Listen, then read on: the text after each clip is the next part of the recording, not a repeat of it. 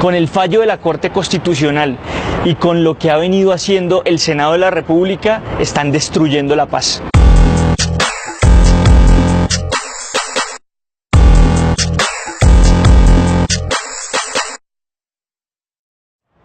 La Jurisdicción Especial de Paz tenía dos misiones fundamentales. La primera, contarle la verdad al país sobre todos los muertos, las víctimas, los horrores de la guerra. Y la segunda, reparar a todas las víctimas sin distingo alguno.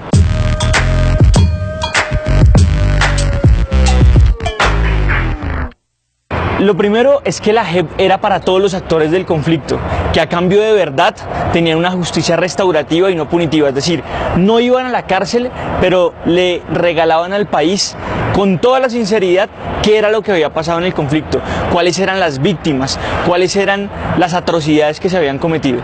Recordemos que según el Centro Nacional de Memoria Histórica, los grupos paramilitares fueron los principales causadores de masacres en el país. Sin embargo, llegaron al Congreso y salieron aplaudidos de él.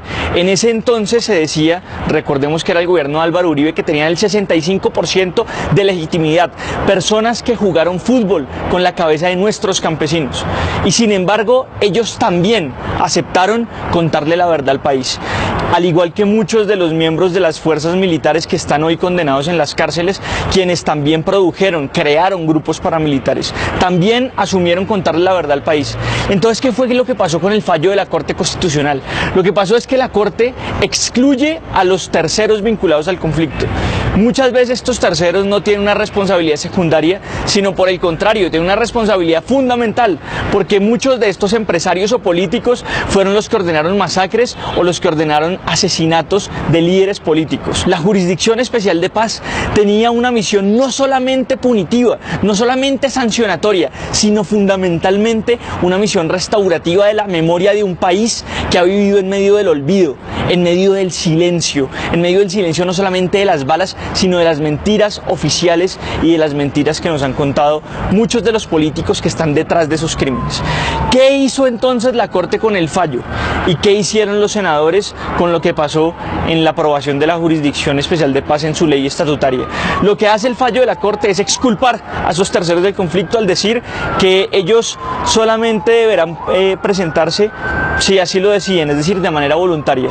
De resto, seguirán acogiéndose a la justicia ordinaria, que no tiene los mismos criterios ni de simetría ni de promoción de la verdad que tiene la Jurisdicción Especial de Paz.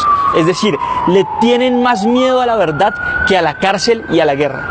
Segundo, el Senado de la República aprueba una proposición que es totalmente aberrante, en donde básicamente pone más requisitos para ser magistrado de la Jurisdicción Especial de Paz que para ser magistrado de cualquier alta corte en Colombia.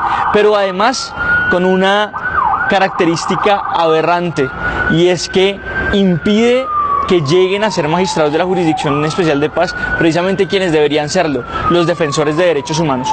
Un defensor de derechos humanos no es un defensor de izquierda o un defensor de derecha o un defensor de centro, es un defensor de los derechos más básicos de la humanidad, de los derechos para vivir en comunidad, de los derechos de la civilización en un país que está acostumbrado a la barbarie.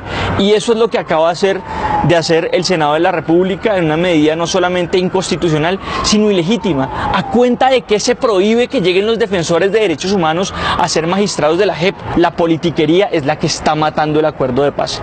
Y eso no solamente es inaceptable, sino que nos deja una reflexión para toda la sociedad colombiana, porque esto no es solamente de los políticos, es de nosotros.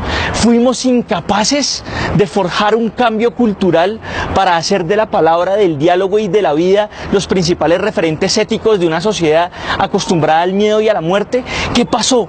¿Por qué no fuimos capaces de salir a defender la aprobación de una Jurisdicción Especial de Paz y el mantenimiento de unos acuerdos de paz que tienen un espíritu de reconciliación y de perdón? Fuimos incapaces de poner el perdón por encima, fuimos incapaces de poner la reconciliación sobre la mesa. ¿Qué nos pasó? ¿Qué le está pasando al acuerdo de paz? El mensaje tiene que ser contundente. Pase lo que pase, hay que resistir, insistir y existir en la paz. Esa seguirá siendo la apuesta ética y política de quienes nos las hemos jugado por la paz, de aquellos activistas por la paz, por la reconciliación y por la vida, que seguiremos aquí jugándola por esto, y seguramente también de la exinsurgencia de las FARC-EP. Pero, ¿qué pasa con las instituciones? ¿Qué pasa con el resto de la gente? ¿Cómo vamos a sacar esto adelante? Esa pregunta seguramente es la que vamos a tener que responder para que no se termine de configurar una de las peores estafas para el acuerdo de paz mejor diseñado de toda la historia del país y uno de los peores implementados.